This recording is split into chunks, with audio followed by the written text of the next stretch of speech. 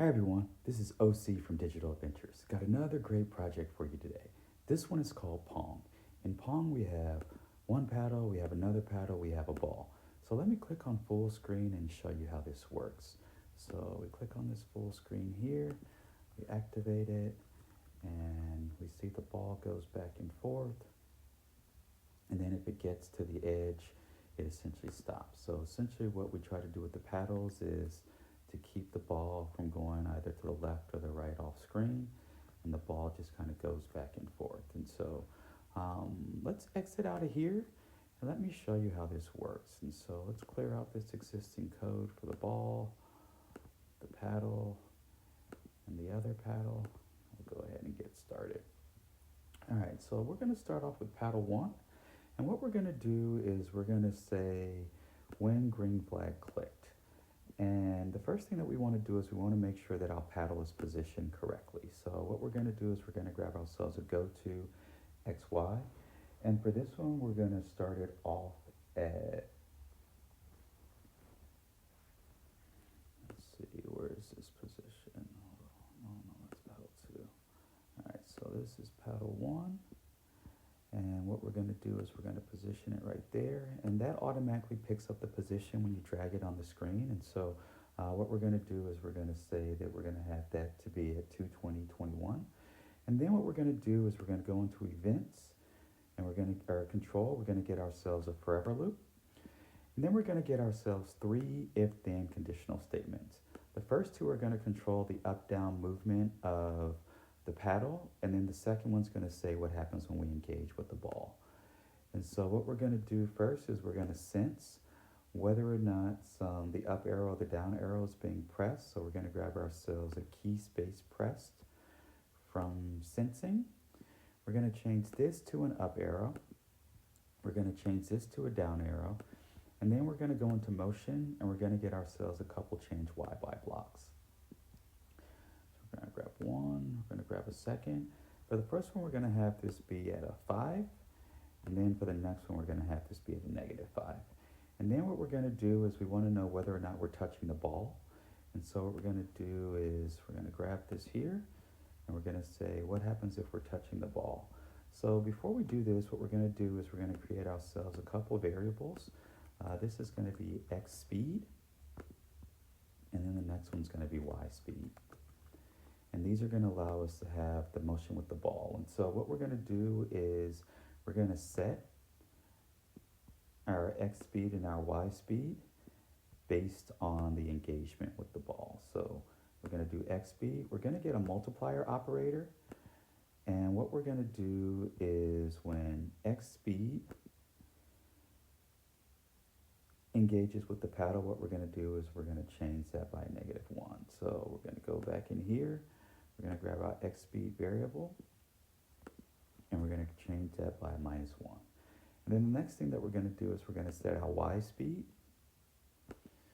And our Y speed, what we're going to have it do is we're going to have it pick randomly, and that's going to create that bouncing effect when it engages with the paddle, so it goes off in a different direction. So we're going to change this to -4 and 4. And what we're going to do next is we're going to copy this code over because it's going to be relatively similar between paddle 1 and paddle 2. So we're going to go in here and we're going to change a couple things. The first thing that we're going to change is because this is on the left-hand side of the screen, what we want to do is we want to have a different go to XY. And so we're going to grab this here, change that. And when we have a 2-player game, what we're going to use is AWSD. So for up, it's going to be W. And for down, it's going to be S. And then everything else about this code block is going to be the same. Actually, we've got to add one more little piece here. We've got to add ourselves a wait, 1/10 of a second in here, just so that we have a little delay so that it makes the motion a little smoother. So let's add this wait block in here. And now what we're going to do is we're going to go into the ball and program it. And so the first thing that we're going to do is we're going to get ourselves a when green flag clicked from events. And then what we're going to do is we're going to get ourselves a show block. And beneath that show block, what we're going to do is We want the ball to start off at 0, 0, so we're going to get a go to XY. We're going to have that set to 0, 0, so it starts in the middle of the screen. And then we're going to go to variables, and what we're going to do is we want to set our X speed and our Y speed. So we're going to set our X speed to be a -5, and you can change this if you want it faster or slower. So we're also going to set our Y speed to 0, and then what we're going to do is we're going to get ourselves a forever loop. And inside this forever loop, what we want to do is we want to change our Y and our X by. This is going to create the motion of the ball. And so what we're going to do is we want this to change by these variables that we've set. So we're going to get our X speed and our Y speed dropped in here. And then what we're going to do is we're going to grab ourselves a couple of if-then conditional statements to place inside of here. So we're going to get ourselves 4 if-then conditional statements. And these are going to be based on positionality. And so we're going to get ourselves a couple more of these. And so the first thing that we're going to do is we're going to check our X position if it's greater than something, and our Y and our X position if it's less than something. So the first thing that we want to do is check if it's greater than, or actually, sorry, less than a -235 or greater than 235. And for this, we're going to grab our X position for both of these. And what we want to do if our X position is greater than -235 or less than a -235, what we want to do is we want to stop the game. That basically says that it's gone off screen in that left or the right direction. And then the next thing that we want to do is we want to check our Y position. So we're going to get ourselves another greater than and less than operator. And then we're going to get our Y position. So we go back to motion. We're going to be checking for that Y position. And for the Y position greater than, what we want to check for is 175.